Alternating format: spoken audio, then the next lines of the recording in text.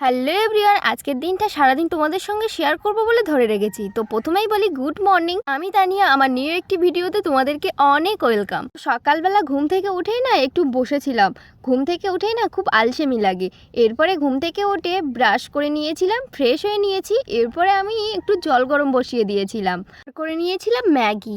তো জল গরম বসিয়ে দিয়েছিলাম বলে মাই বলেছিল যে তুই যখন জল গরম করছিস তখন ছোটোকে ম্যাগিটা করেই দে, মানে আমার ছোটো বোনকে। আর ওইদিকে ম্যাগিটা সিদ্ধ হতে থাক, এদিকে আমি লেবু জলটা করে নিই। জানো তো, এখানে না মাঝে সাঝে আমি একটু মধু দিয়ে দিই, কিন্তু আজকে না মধুটা দেবো না, কারণ খুবই গরম পড়ছে আর এই গরমে মধু খেতে একদমই ভালো লাগে না।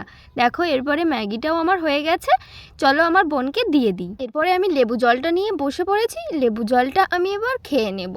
আর জানো তো, এই লেবু জলটা না পেটের পক্ষে খুবই ভালো। সকালবেলা উঠেই যদি এরকম গরম গরম এক গ্লাস জল খেয়ে নেওয়া যায় তো খুবই ভালো হয়। যেহেতু চা আমি খাই না, চা খাই না বললেও ভুল হবে, চা খাই, খুব কমই খাই। আর এরপরে আমি না পড়াতে বসেছিলাম, আমার ছোটো বোনকে একটু পড়াচ্ছিলাম।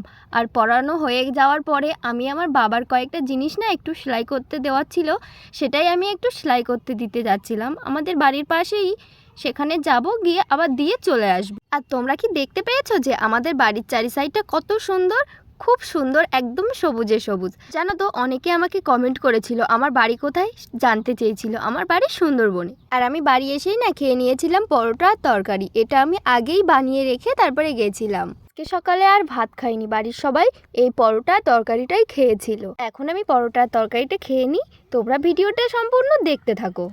আর সকালবেলার খাওয়া দাওয়া শেষ করেই না মা বলেছিল আমাকে বাগান থেকে এই শাকগুলো তুলে দিতে। এগুলো হচ্ছে কলমি শাক। এগুলো না আমার মা অনেক দিন আগেই দানা দিয়েছিল, সেখান থেকে এই চারা গাছগুলো বেরিয়েছে।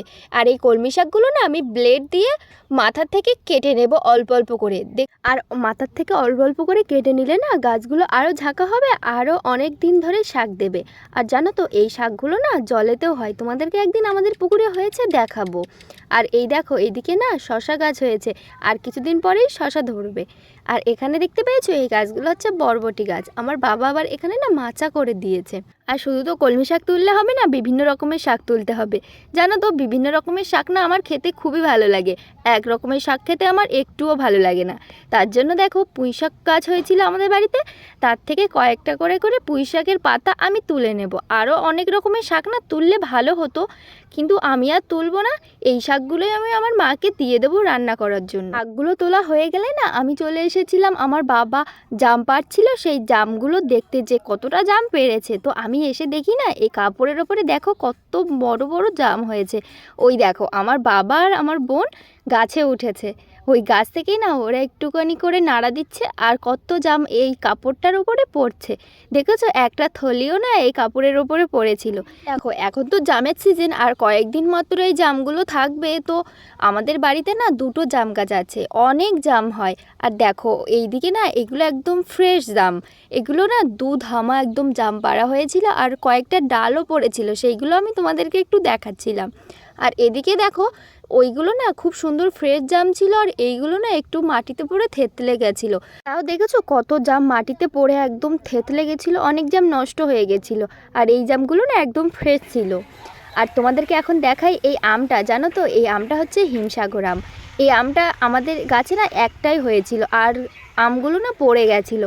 এই কয়েকদিন আগে রেমাল ঝড় হয়েছিল না, সেই ঝড়ে না সব আম পড়ে গেছিলো, ওই একটাই ছিল। চলো এবার তোমাদেরকে দেখাই, দুপুরবেলা আমাদের ভাত রান্না হয়েছিল, আর হয়েছিল সেই শাক ভাজা শুকনো চিংড়ি মাছ দিয়ে, আর হয়েছিল ঝিঙে আলু দিয়ে মাছের তরকারি। তো আর ছিল দুধ আর আম। তো এটাই ছিল আমাদের আজকের দুপুরের মেনু। তো গাইজ, এখন না চান দান করে খাওয়া দাওয়া করে আবার তোমাদের সামনে আসলাম।